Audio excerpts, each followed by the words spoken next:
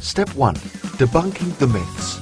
Sam was on his way to Dave's house and eager to get started on his profile. He had looked at the 80,000 Hours website and downloaded Cal Newport's book, So Good They Can't Ignore You, to read later. He arrived at Dave's house and was welcomed in by Dave's wife. "Dave is in the study, let me show you where." They went into a neat and modest room. It was tidy and full of books. Sam took note that Dave didn't know these things by accident. Sam committed himself to reading more. Dave welcomed him with a smile and put down the book he was reading. Sam knew he had Dave's full attention. This wasn't a chore, this was something Dave liked doing. Sam was a little anxious to see how it all worked out, but there was something reassuring about Dave. A trust that seemed to come with knowing someone has the knowledge, but also his best interests at heart. But he did wonder what Dave was getting out of this. It didn't take long to find out. Dave started. "So Sam, I'm really glad you decided to give me this privilege. About 10 years ago, I was in a similar position to you. I was well educated, well, at least by university standards, maybe not by life standards. I was looking to start my career journey, so I reached out and got some support. 2 of these contacts were game changers, Ian and Jethro.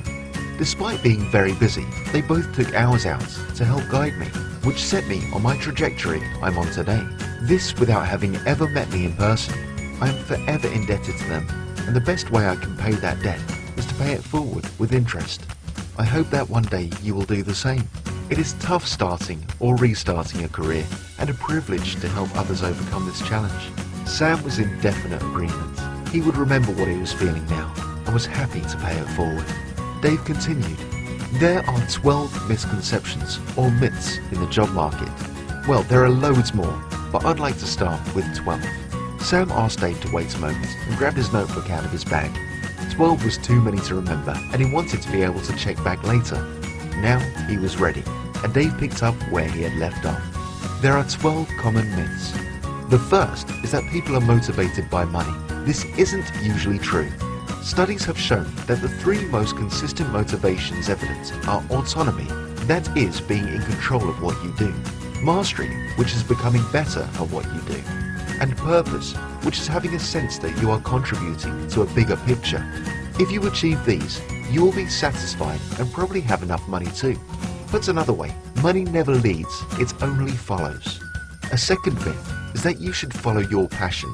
This is excellent advice, but only for a very small portion of people. Most don't know what their passion is.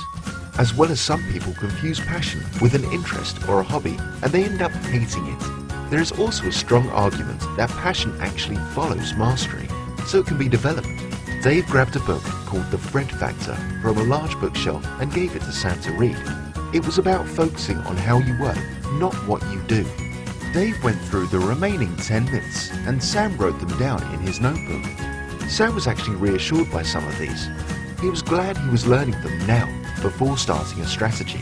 He was particularly surprised by myth 10, which was that it was generally a negative selection process.